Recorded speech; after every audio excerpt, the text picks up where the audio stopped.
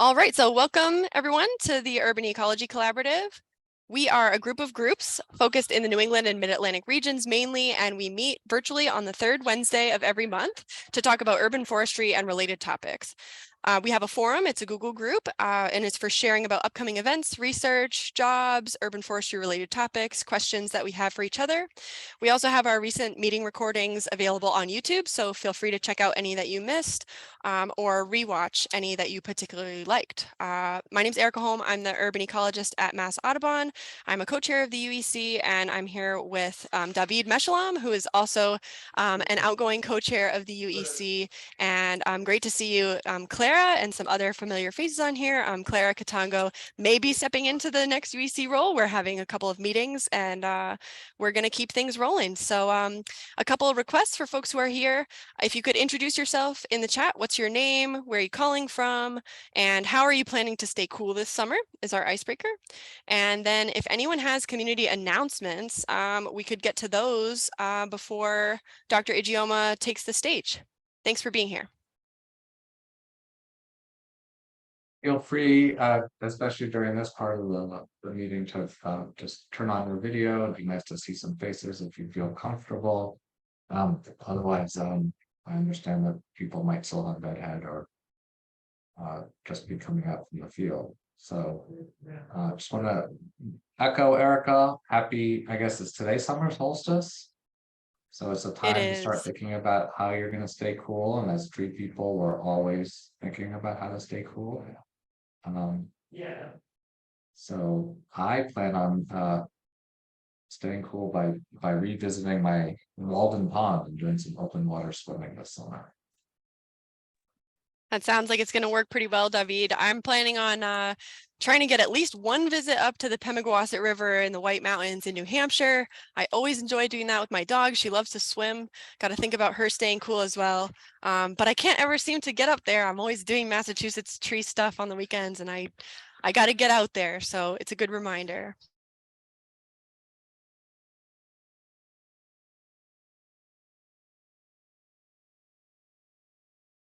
I see folks that are going to eat a lot of ice.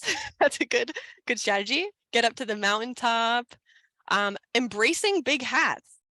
Really good. This is the first time I've ever worn a trucker hat. I feel like I look a little bit like a clown, but it has aspen trees on it. So like, you know, I'm really excited about that. Big hats. I'm right there with you, Kelsey.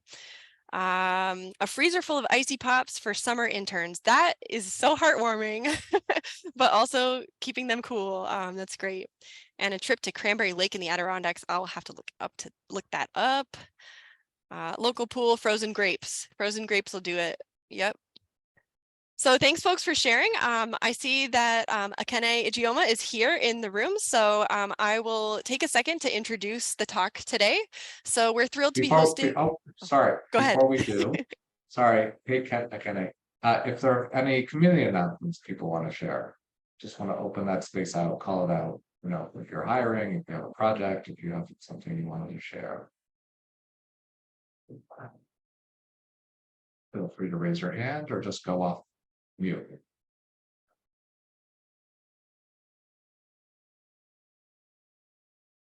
Wow. Nothing, huh? IRA grants are all in, I hope, and people are just waiting for the response, right? I guess in September we'll have lots of updates. All right, go ahead, Erica. All right, sorry about that. I always forget about the community updates, but I do love to hear them when people have them, and I'll remember to ask next time. So today we're really thrilled to be hosting Professor Ekene Ijeoma from Poetic Justice Group at MIT. Professor Ijeoma will be speaking about his Black Forest Project, a nationwide living monument and archive for Black lives lost to COVID-19 across the United States. So Ekene Ijeoma is an artist, an assistant professor of media arts and sciences at MIT, and the director of the Poetic Justice Group at the MIT Media Lab. Between his studio in Brooklyn and lab in Cambridge, he researches how social, political, and environmental systems unjustly affect people and develops sound, video, sculpture, installation, and performance works that expose those systems and engage people in community engage people in communally changing them. His work has been presented by Museum of Contemporary Art Denver, the Neuberger Museum of Art and Museum of Modern Art, among others. With Poetic Justice Group, he's researching how art can scale to that of injustice through developing multimedia artworks that are public, community-driven, multi-site, and networked. Their site-specific series of works have been produced in collaboration with local community organizations and presented by local art institutions, including the Bemis Center for Contemporary Art, Contemporary Art Museum of St. Louis, and Contemporary Art Museum of Houston, among others. So welcome, Dr. Ijeoma. We're so excited to have you here today, and we're looking forward to the discussion. So you can feel free to unmute, and you have the floor. Thank you. Thanks for the introduction, Erica, and thanks for the invite, David. Good to see some familiar faces, Jarell and David, and I don't see Clara, but I know we'll be meeting soon. Yeah, so I guess I'll start by sharing a presentation that we made earlier in the development of the project. So I've been at MIT for about 4 years. I founded Poetic Justice Group when I started, and Black Forest has been in development for about 2 years. But we only started planting trees last November. And we started in Detroit, and then we moved to Boston with Speak the Trees Boston, and then we just did San Francisco with the San Francisco Public Works. I'm looking to do more in the fall. Let me see if I'm not able to share my screen. Can you give me sharing access? Yeah, I think Erica can do. And I just made you a call out, co-host. Yep. Okay. we had a great event with Ekene, and happy to, as this proceeds, to kind of course, defer to you, but as a local partner here, I'm happy to answer questions folks may have. Can everyone see my screen? Okay, great. So yeah, this is an earlier presentation we made, and before I had any idea of like what it would take to plant trees in cities. So it's sort of speculative as far as like the visuals, because I just like couldn't imagine it. But yeah, so as has been mentioned, the project is sort of framed as a living monument and archive, but it's also a participatory artwork. And we're not just planting trees, we're also collecting names and stories of the over 100,000 Black lives that were lost, and then connecting those stories to the trees via our hotline. The project was sort of inspired by, I do a lot of walking, and it's part of my art practice and part of the way I develop new ideas. And at the height of the pandemic, my street was closed down to cars. And also I live on a tree-lined street. And the time a lot of trees had been, like, there was a lot of maintenance happening, but also a lot of trees had been cut down as well. And I just saw this tree that was like really big and old, and it just looked like, yeah, it just looked like it was like really strong, and like the thick trunk, and it just been cut down and cut up into pieces and sort of left in the parking lot. It just something felt like really violent about it. And I just thought about, again, it was at the height of the pandemic. So I was also thinking about the Black Lives Matter movement that was happening. And that image of violence just reminded me of those images of violence of Black bodies being left on the street. And in that moment, I just felt like, oh, that relationship between air and trees, and the tree is a breathing body and people as breathing bodies, and COVID being something that took away that breath, that it would be a poetic gesture to breathe new life into these communities by planting trees. So that's where the project started. But it was good to know when I thought about the title of the project, which is Black Forest, I wanted to think about what else is Black about forestry other than this project, which I'm proposing to plant trees for Black people. And so I started researching, and I found this woman, Heidi Catherine, who was called the Tree Lady of Brooklyn. I like this quote from interview where she says, "We've already lost too many trees, houses, and people. Your community, you owe it something to it. I didn't care to run." And so she stayed and planted over 1,500 trees across the 100 blocks in Bed-Stuy, Brooklyn, which is now, I think, known for its like tree-lined streets. And also has a Magnolia Earth Center there where her work continues. And that image there is actually, that's the brownstone that was converted to the center, and also the magnolia tree that she saved.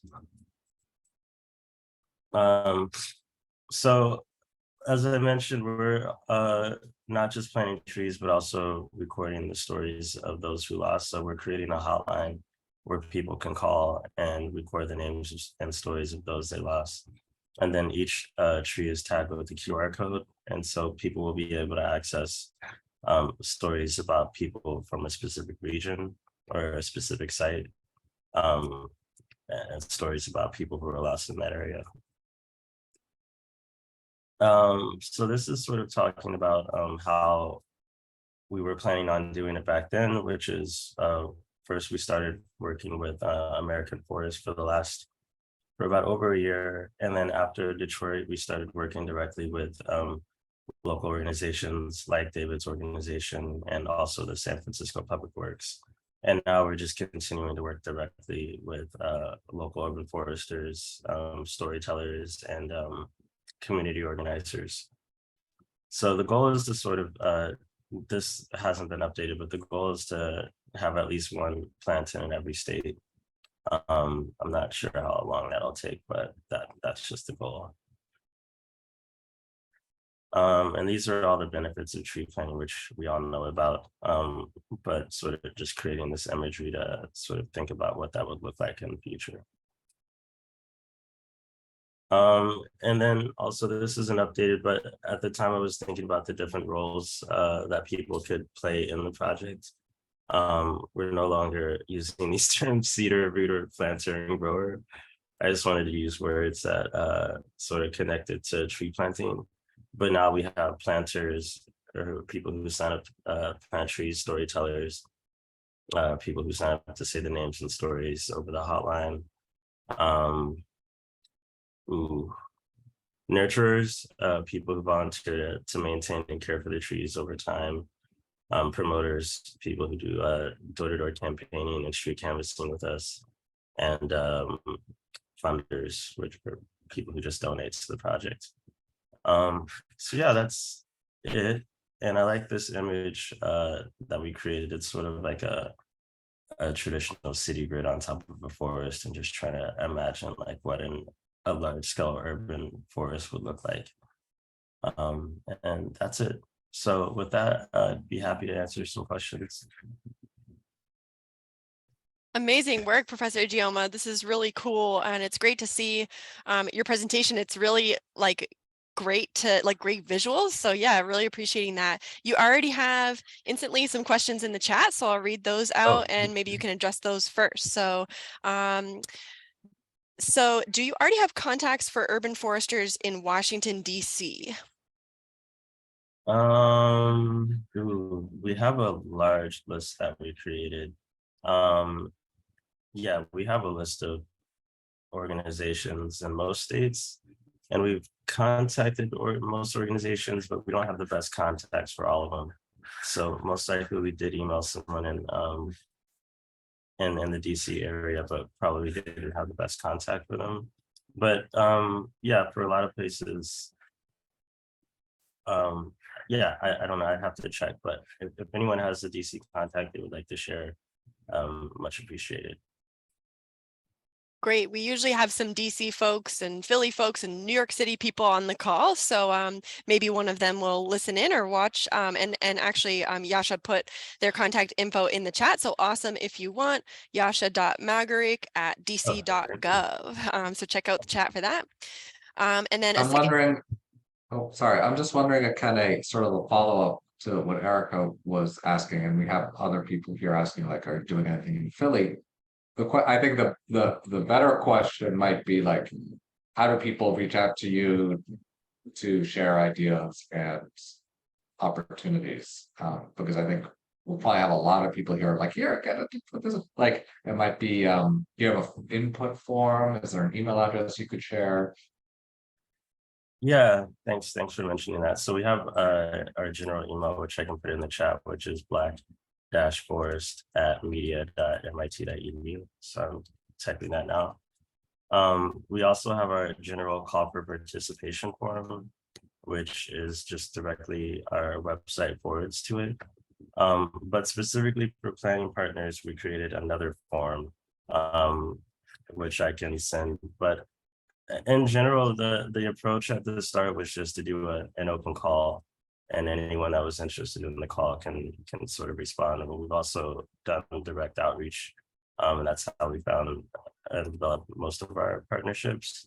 But yeah, if anyone's interested, they can do sign up at blackforest.us. Great, awesome. Go ahead, I Devin. had a question for you. Kind of, if you could talk through, I mean, I know the answer, but I think people would be interested in learning how partnerships work and sort of what it looks like from the partner end, what you all bring to the table, what you're asking of the partner to do. What should people expect if they partner with you? Yeah, so it's been different in each city.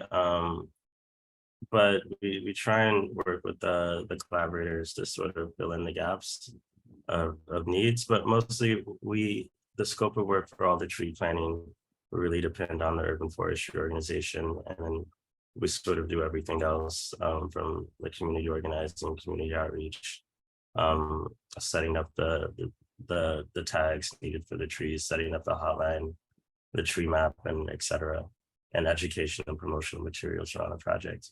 That we do specifically for each city. Actually, so I can share some of those materials. For example, let's see here. This is, for example, what the San Francisco one looked like. I'm just gonna paste it in the chat, but if anyone's curious about sample outreach materials, this is what they look like.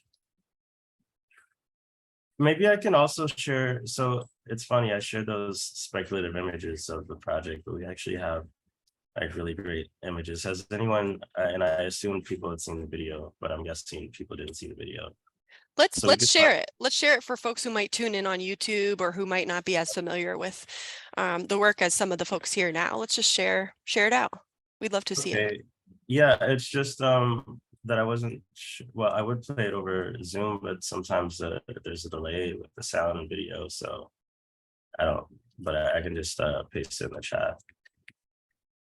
But it's the video that documents our Detroit planting, and it just follows one woman who coincidentally the day of the planting was also the anniversary of her mom's death. So it's really just following her and her experience and her story. It's really abstract in some ways and not, but I think you get the idea just from watching it. So I'm pasting that in there. And I do send out a follow-up email with links. So links in the chat will get out to the email listserv. So for anyone who might be watching in the future, who's watching a recording, if you join our listserv for Urban Ecology Collaborative, we can get you these links.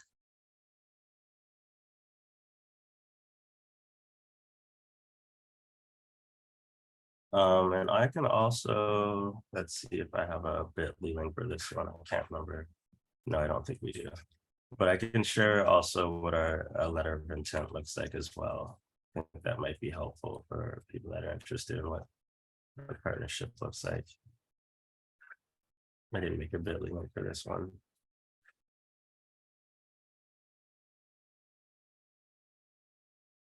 But yeah, hopefully that answers your question. But actually, I can share photos of the San Francisco one. We have photos from that I can share, and sort of talk through.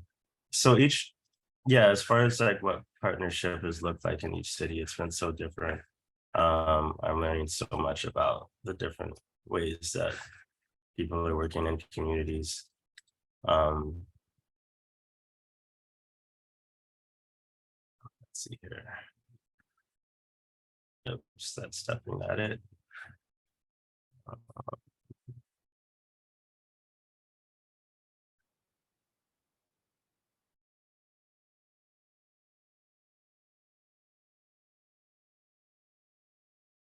So these are probably out of order, but actually let's start from the bottom.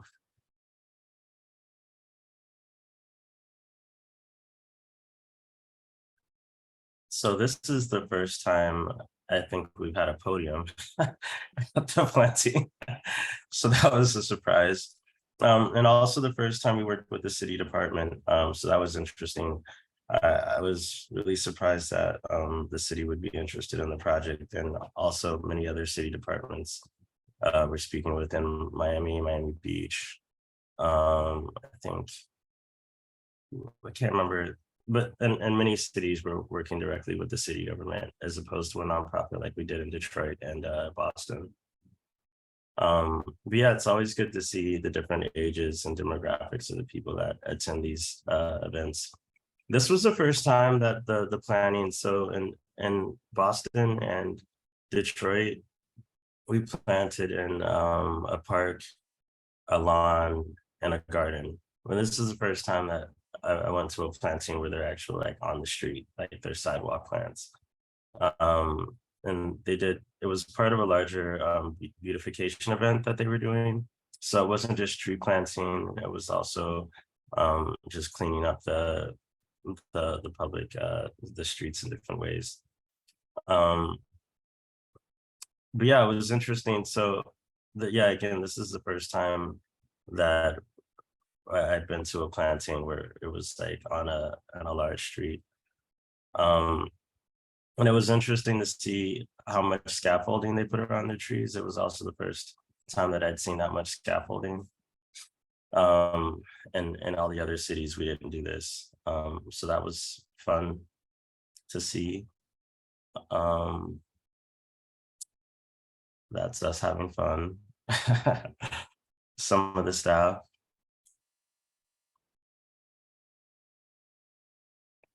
Yeah, so they make these like triangle grids that have supports on the top. I'm sure many of you are familiar with that. These are the tags that we put on the trees. So we invited one of the community members to hand number all of them and hand date them. And we did that in Boston and Detroit as well. And so that also you see the QR code that people would scan to access more information about the project. These are sort of a combination of the two community groups. The woman that we work with has an organization. She's standing to my right. And yeah, she has an organization called From the Heart. And part of the way we did the outreach was actually she provides free groceries for a senior center and also many families in the area, up to I think over 200. So we distributed flyers and sign-up sheets along with the groceries. It was also another organization called, I think, By Us For Us, Bay Area, I think is the name. So they're the ones in the blue shirts. But yeah, they did a lot of the community organizing in the Bayview District 10 area. And I think that's it, just more tree planting photos. Oh yeah, also she works with a lot of youth. So these are some of her youth that she was working with. She has like a job training program. And this is the first time they'd planted a tree before. So many of the youth, this was their first time planting a tree. It was also interesting, it sort of happened at a few plantings where we've had people that actually knew the same person and didn't know that they'd be at the same event. And so it's been interesting to see those connections as well. It happened in Boston, also happened in Detroit. Yeah, it's just an interesting coincidence. And yeah, as you can see, like it's a pretty large street that we're planning on. And oh yeah, and then that's this is the first time we put the our stickers on the forgot what do you call these watering sleeves, the gaiters? The gators, yeah. Yeah, the gators. Because we didn't have space to put tree guards on the trees, which is what we've done in the previous cities. So we put the tags on the gators. But I think it's interesting. This is also the first time we've used gators, because I think in the other two places we had this like donut shaped thing. So yeah. That was a woman who had lost someone on the right side. Those are all the tags.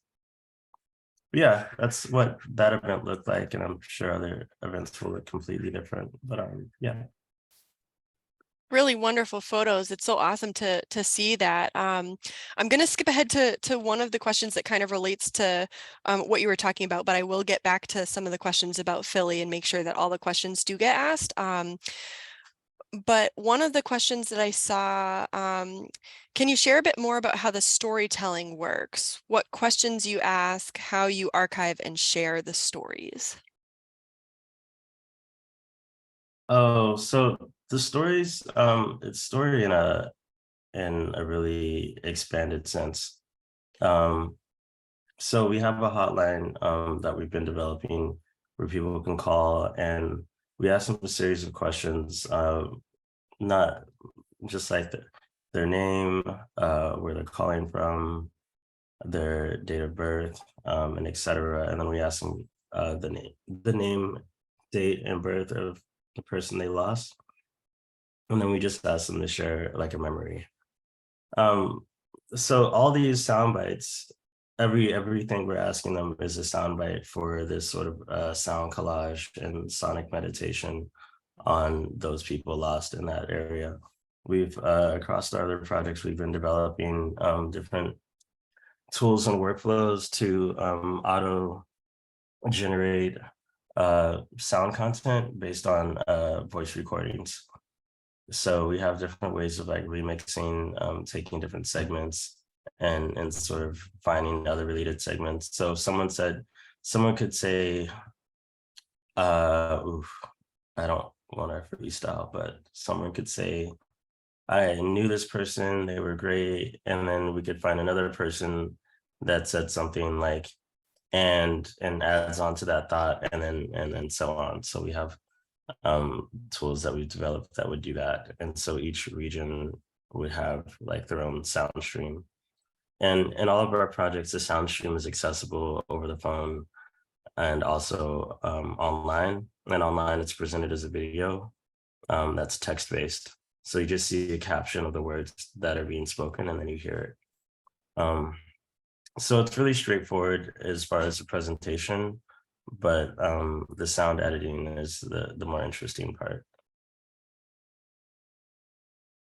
Very cool. Clara, do you want me to read your question or do you want to ask it out loud? Okay, since you put me on the spot, I'm going to ask it. Thank you for the presentation and for your work. My question, I'm trying to roll back up to it, but I was just curious, because this work is deeply emotional, I can imagine, when you're getting those sound bites, that it's, you know, yeah, like all of it can be really intense or deep. I'm wondering, what is for you a memorable partner that you worked with or something? I know that I just watched the video and the lady was talking about her mom. So that already pulled my mind, but in your implementation, like, is there a memorable partner that you worked with, or like a thing that maybe as you were starting it, you didn't know how it was going to pan out, and then it was this whole other big thing that came out of the partnership? So I don't know, maybe a broad question, but I was curious about that. I mean, we're still starting. So, I mean, yeah, between November and now, I mean, the story aspect of it, I can't, I mean, those are stories that were shared at the events, and those are always interesting, but I can't, I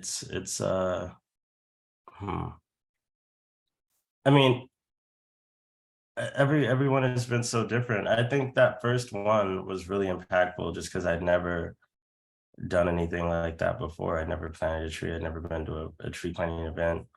I'd never done any of those things. So it was all new for me. And especially when we got there and I heard about that woman's mom had, like, that was the anniversary of her death, that made things like different.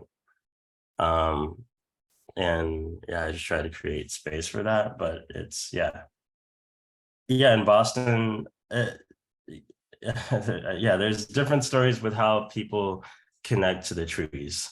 I think that's what it's getting at, is the relationship to these trees is different than if they just had planted it for any other thing. So for example, in Boston, this woman came and she said she wanted to come back and put her mom's ashes near the tree. I mean, that's pretty significant. Even knowing that, you know, there's many things that could go wrong with this tree, like, she was still like willing to do that. That's really interesting, that this project could create an opportunity for them to do that, is, I think, what is the most interesting thing, because otherwise I don't know what she would have done. So yeah, it's it. So I think we'll see more of that as we sort of travel to other cities, but it's always surprising. Great, thank you. Another question, and I will get back to ask about Philly, but another question that came just to me, it's, can you share more about the maintenance plan for the plantings? And this is related to a question that I have about how you mentioned there are people who will kind of adopt the tree, like go back and do some of that maintenance. So can you share more about the maintenance plan for the plantings? And my question is a little bit about, like, how do you work with arborists and urban foresters who are, like, their full-time role is tree planting? How have those relationships been? How often do you work with them? And seeing those youth plant the tree, so awesome. So maybe you'll inspire some future urban foresters. That's a great thought to think about for me. Oh, yeah, thanks for that question. I actually just thought of something that I want to share in response to the last question, which is another thing that has been great are the tree stories. And in Boston, we heard for the last tree, we heard at least 3 different stories before the tree could even get in the ground. And that was really fun, because one person shared a story and then another person shared a story and then another person's, oh, and it means this. And so that's really fun to learn about the different meanings that the trees have, the different cultures. And it spanned it spanned so many cultures just in those responses. So I would like to, that it just happened organically with that one, but it would be great to have that for all the tree plantings. And in San Francisco, we didn't talk about the meaning. And no, we didn't do that in Detroit either. I mean, it really depends on who shows up and what their vibe is, but the person who was leading it in Boston, as well as David, they were really great at sharing the names and the meanings behind these trees. So that was really great. Oh, but as far as maintenance, so this year, we've been focused mostly on planting. And all the organizations that we work with so far already have their maintenance plan. But what I'm interested in is creating a social infrastructure for tree care. One of the things that Heidi Catherine did that was interesting for me, she worked with the youth and she created this program called, it was called the, I think it was called, like, it was just called the Tree Corps. And it was a youth group that that became stewards of the trees over time. And it was an ongoing program that she'd done with the youth. So, I mean, as far as this project, I'm interested in using our phone-based system to actually create an SMS system for sort of crowdsourcing tree care. So people that signed up for the project, especially in San Francisco, they had never, she was really actually interested in how she could get involved with the tree care. Some people are interested, some people aren't, but they can opt in or they can opt out. So those people that specifically sign up as nurturers, we would work with them to do that, and we work with the organizations to come up with a plan. So we've actually started. We have like, I think in the next few weeks we'll have a demo for both the voice interface for the hotline, which is like the recording of the stories, and then the SMS interface, which will mostly be for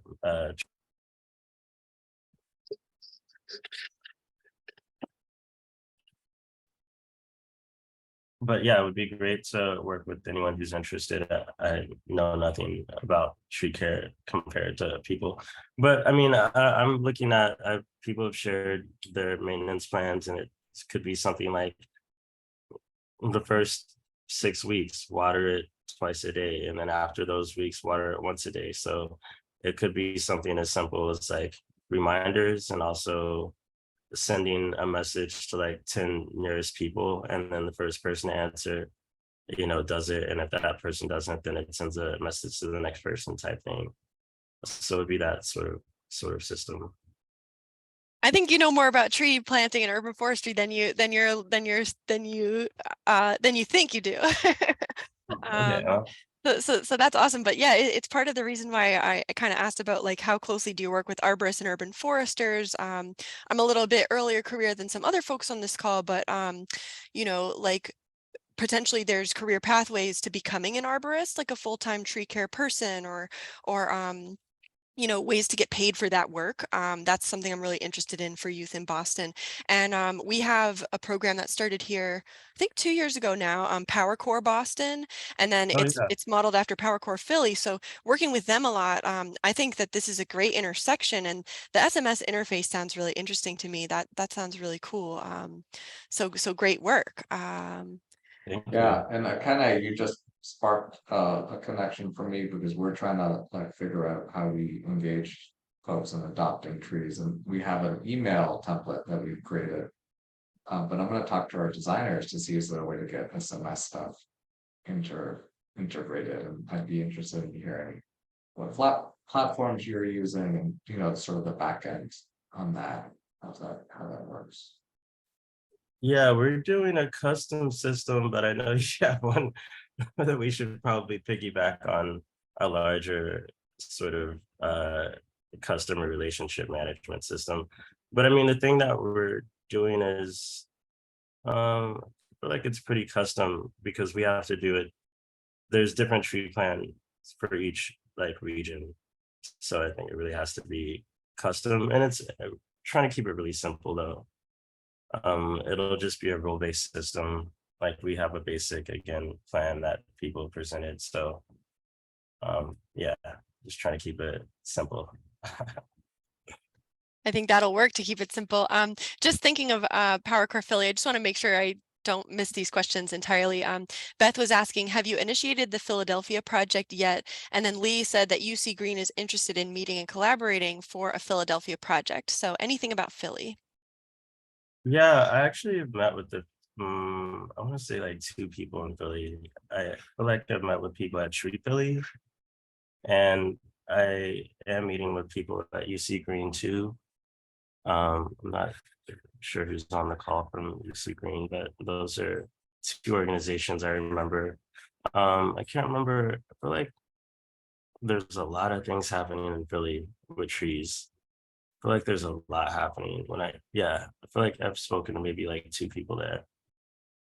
They just got their urban forest plan, and Boston just got its urban forest plan. So around the times of those urban forest plan updates, I'm sure you could connect with tree wardens or city arborists, and like potentially have more of those direct city partnerships too. That would be really cool. I have another question about like the project goals, and might be I don't know. I don't know if I'll have the right words exactly for this question, but so these trees are commemorating Black Lives Lost to COVID-19.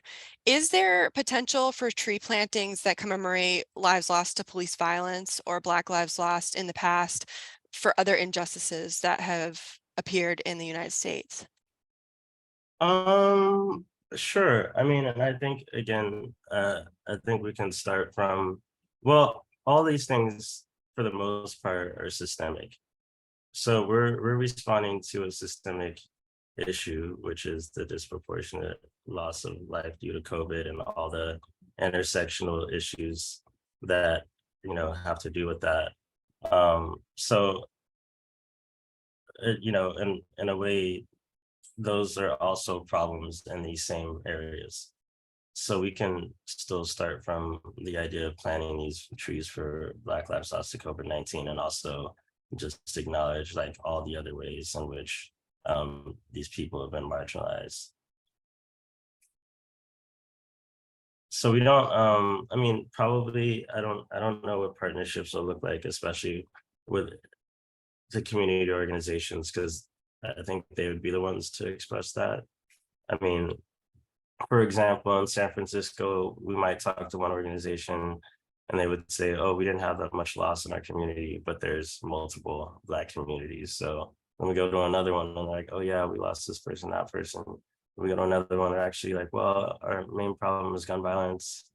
But still, yes. So I think it will depend on what they, feel is needed.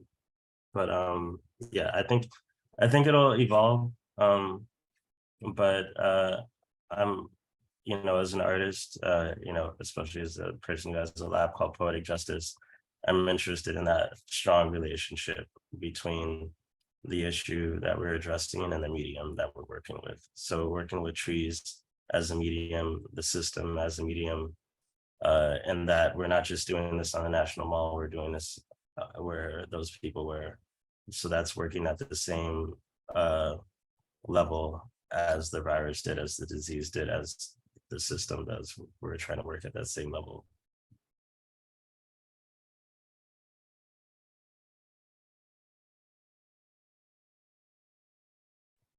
Another thing I've noticed just in my time like working as an urban forester is kind of a lack of diversity in like the arborist field, in folks who are full-time employed arborists, like making that as their way of living. So I'm really excited to see how your project, which is, yeah, like, an artist thing, like these aren't separate things. Like arboriculture is an art too, but it's also a profession where you can maybe make a living wage and kind of like have this work happen. So I'm excited to just see, like, with involving new people in tree planting and getting people who've never planted a tree before, like planting their first tree. I think it can have like these echoing effects that we won't be able to quantify all of them. So yeah, just thank you for your work. I think it's going to be really impactful, and already is.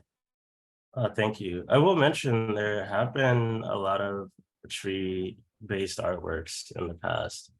I mean, there's, I can't remember all the names of them, but there's one project by Agnes Dennis that I think is in Switzerland, where she covered a whole hillside in a spiral pattern of trees. And I think each tree, I think it was at a time around one of those big like UN type meetings. And so each tree was dedicated to a different politician. And oh, it's an interesting story because one of those politicians' names was Saddam Hussein. And I think that was when he was a more neutral figure. But as as things evolved, people found out that there was a tree dedicated to him, and then they wanted to go find it and cut it down. And so then they removed the names from the trees and sort of kept their own database of the trees. But it's interesting because from the start of this project, I thought it should be a collective monument and that we shouldn't be dedicating individual trees to individual people. And so that it's interesting hearing that story of like, they're like, oh, this, but actually we may not know what these people mean to everyone in the community. That's so So- true. That's come Yes. up in past work with statues and statue removals in Boston and like things like that get really controversial. And it's like the dedication to one person. I like how you're thinking of it as collective. So it's like multiple folks' stories kind of coming together to tell a bigger picture. Go ahead, David. Sorry. You're reminding me of I don't know if you've heard of this project out in Norway, if other people have heard of it. It's called Future Library. Yeah. And every year, author is invited to write a book, and the book is stored away and no one can read it. And there's a tree farm, and in 100 years, that book will be published using the pulp from those trees. So it's a piece of art that none of us will ever have a chance to read. And famous authors, and it's a really, I think, powerful metaphor and sort of art exhibit. And it reminds me of, a little bit of your work, like the connection between stories and trees in a different way. But I think it's rooted in this, the shared sense of humanity that we all have, connected to trees. I just wanted to share that really cool project. If no one's, Yeah, it's a great project. And also, like, wow, I know this project we'll be here to see it, because I mean, we can see the trees like throughout all ages, but 100 years, yeah. Who knows what technology will be developed in the next 50 years. That's right. Like, well, people will be reading to 150. Yeah. So I think one of the things that I always think about, I think a lot of us think about, is trees as changing our sense of time, right? And their growth, and they'll here after us, hopefully many of them, and they don't move and they grow in place and those types of things. I'm just wondering, if there, and I'm just transitioning a little bit here as we close out, if there are ways for us to share out within our network, sort of things that would be helpful to you, whether it's opportunities to collaborate, stories to share, things to profile. I mean, you're here in front of a very captive and engaged audience of people up and down the Eastern Seaboard. We know people who know people who know people, right? So I know that you have your Rolodex, but is there specific things that would be helpful to you? Yeah, I guess just spread the project word of mouth, please. And if you're interested, email us at black-forest@media.mit.edu. And yeah, hopefully we'll be able to collaborate. I think there was one thing. Oh, I wanted to mention though that there's all this interesting, after you mentioned that book, and also something else you said, but it just reminded me of some of the literature that I've started reading, and just essays. I'm specifically thinking about Camille Dungy. Do any of you know Camille Dungy? Oh, she just wrote a book called Soil. So she's a Black woman. It's about her creating a garden. And I think she also lives in Philly, maybe. No, actually, she lives in Denver or something like that. And it's just about her and her garden, her relationship to her garden and the people that came before her, and etc. But she's, for me, one of the top. There's a whole genre called Black environmentalism, or Black environmentalist writing, and she's been writing a lot of interesting things around that. So one of the things I'm looking forward to is creating some promotional education materials around sort of themes and topics related to the work, which has to do with Black feminist ecology and ecology in general. So That's amazing. Yeah, definitely good recommendations, and I'll be sure to send that out to the whole email list. Thank you, Lindsay, for putting some links to your work. Lindsay's first research project with the Forest Service was the Living Memorials Project to 9/11 Lives Lost. There's a link that we'll send out for that.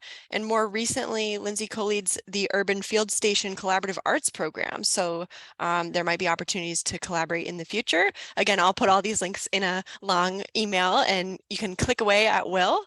I just want to leave some space for anyone else in the room, maybe who hasn't spoken yet. If you had a question for Professor Ijeoma, now is the time. I did have one more thing. I am looking to develop a role for someone to help with coordinating this project. So I was envisioning someone with an urban design background, but I'm not sure what other backgrounds exist in the field. So yeah, someone that would be interested in doing the sort of nationwide organizing and coordinating and management of the project.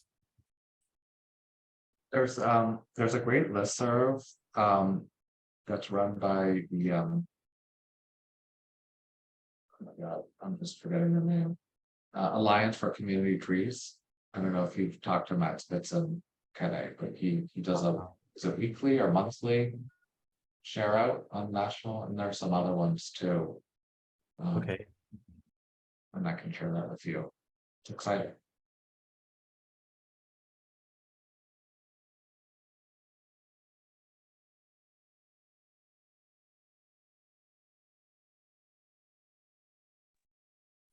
All right, I don't see any Well, we hands. feel, I was gonna say, we feel really lucky. Ekene's here in Boston, or spends a lot of his time in Boston. I know he's also in New York, and every time I try to connect with him, he's somewhere else. So Boston is just a home that he sometimes inhabits. But we feel really privileged and lucky to work with you, Ekene. And I invite folks to, if you're ever in Boston, I'm happy to give you a tour of the project we did together. I think it was on Arbor Day, if I'm not mistaken. So Yeah. April 28th. And it was very powerful. And we're looking forward to continuing the partnership. And I'll just say, look, from a professional standpoint, the project aside, right, even though it's powerful and important, I think we had a wonderful experience just working directly with Ekene and his team. Very thoughtful. We had a very open lines of communication. I think it was I'll just say it was I thought of it as a layer to add to our work, as opposed to having to build a whole tree planting just for the project. It was pretty seamless to integrate it in a really powerful way. Of course, a lot of intentionality went into the planting and thinking about how it aligned with Black Forest, but I'll just give a shout out for Ekene and the amazing team they have there. And the coordination they did. So thank you, Ekene. Thanks, David. That's lovely. Carol, anything to add from the day of the event? I agree with everything you said to me, but I just wanted to say that it was great to work with Ekene and his team and to spend such a wonderful day. We had great weather that day. We planted those trees very, very well in partnership with all of our partners. And I just look forward to supporting your work wherever you are in the country. Thanks, Jarrell. It was great working with you as well. Yeah, good food, good music. Actually, Boston has been the only place where we've been able to have food and music. You got to have that. You got to have that. So thank you all, and thank you so much, Ekene. That was a great presentation and conversation. We hope to see you here in the future or hear from you again. We're sure we'll be hearing from you. Just a heads up for July. July is Latino Conservation Week. The week of UEC, when we have it, is the third Wednesday of the month. So it will be during Latino Conservation Week. So if you haven't seen the U.S. Forest Service presentation, I think it was Urban Forest Connections. They post their recordings, but last month, Uriel Hernandez from Palo Alto and Felipe Benitez from Corazon Latino. They gave a really good presentation. I highly recommend checking out that recording. We're hoping to have a Latino conservationist come speak at UEC. We don't have anybody confirmed yet. So if you have someone you really want to hear from, send us an email to the listserv or urbanecologycollaborative@gmail.com. And we don't have speakers lined up yet for the rest of the months of 2023. We're going to work on that with our incoming co-chair, and we'll hope to have some good topics. Sometimes we have roundtables. So if there's something that you've really been wanting to learn about, something you've really been thinking about wrestling with, we would love to try to seek out a speaker for that topic for one of the future coming months. I did buy a plane ticket and a registration ticket for the World Urban Forest Forum in DC on October 18th, which is my birthday. So hopefully I'll see some of y'all there. I've never been to Partners in Community Forestry before. And this is kind of that this year. So the World Urban Forest Forum, or WOOF as it abbreviates to. I really hope to see people there. And yeah, it'll be a good time. So we won't have a UEC during that week in October, but we're going to have July, August, September, and then before you know it, it'll be 2024. Thank you everybody for coming to UEC, and we will see you next month. Thanks, everyone.